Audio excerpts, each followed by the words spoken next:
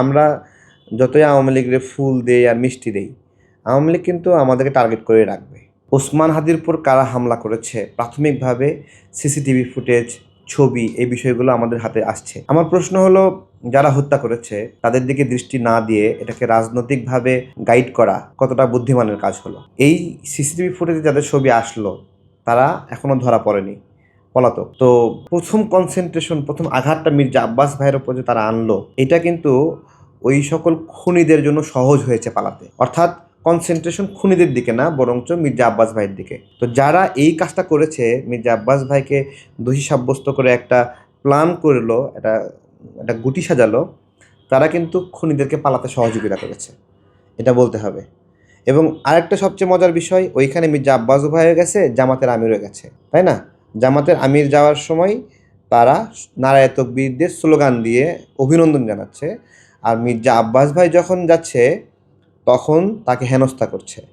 তো এইখানে এই হেনস্থা যারা করছে তাদের রাজনৈতিক পরিচয়টা আরও বোঝা কি বাকি আছে? এই রাজনৈতিক ট্যাগিং এই খুনের ক্ষেত্রে আসামিদের ধরতে পারার জন্য ব্যাপক একটা বাধাগ্রস্ত করেছে এটা আমাদের। আর আইন শৃঙ্খলা রক্ষাকারী বাহিনী কতটুকু চেষ্টা করছে না করছে আমি জানি না, তবে সাধারণ মানুষের একটা প্রশ্ন, আমার মনেও প্রশ্ন, যে এত সিসিটিভি ফুটেজের মাঝে পালায় গেল কিভাবে? সে যদি এখান থেকে 1 কিলোমিটার দূরে গিয়েও তার জামাটা বদলায়, চাদরটা বদলায়, তার পরবর্তী তো একটা সিসিটিভি ফুটেজ আছে, তারপরে তো একটা সিসিটিভি ফুটেজ আছে। এই বিষয়গুলোকে, অথবা কোথাও গিয়ে গাড়ির নাম্বার প্লেট বদলালো, গাড়ি বদলালো, যাই হোক, মানে কোনো কিছুই না সার্ভেলেন্সের বাহিরে না। তথ্য প্রযুক্তির যুগে এই সময়টার মধ্যে ধরতে পারলে ভালো হতো। এই যে 50 লক্ষ টাকা ঘোষণা করছে না, মানুষ জিজ্ঞাসা করছে যে 50 লক্ষ টাকা যদি জনগণকে ধরিয়ে দিয়েই পেতে হয়, তাহলে তাহলে এই যে আমরা এত বেতন দেই, ভ্যাট ট্যাক্সের টাকা দেই, সেটাকে কিভাবে তারা দেখছে? আমরা স্বরাষ্ট্র উপদেষ্টা, স্বরাষ্ট্রমন্ত্রী, এই মন্ত্রণালয়কে আরও শক্তভাবে চাই। ঠিক আছে, পিনাকি ইলিয়াসের কথাই ভ্যালকার মতো বিভিন্ন জায়গায় যে চকলেট দেবে, আলু আর গোস্তের পরিমাপ খুঁজবে, এগুলো ওনার কাজ না। ঠিক আছে, এগুলো আমরা এইভাবে চাই না। হ্যাঁ, ওনার হুকুম একবারে স্কুল, কলেজ, বাজার, মসজিদ সব জায়গায় প্রবাহিত হবে। কেন হবে না? যদি না হতে পারে তাহলে এই জায়গায় অ্যাপ্রোপ্রিয়েট না। এই সরকার সবার মায়া নিয়ে এখানে আছে।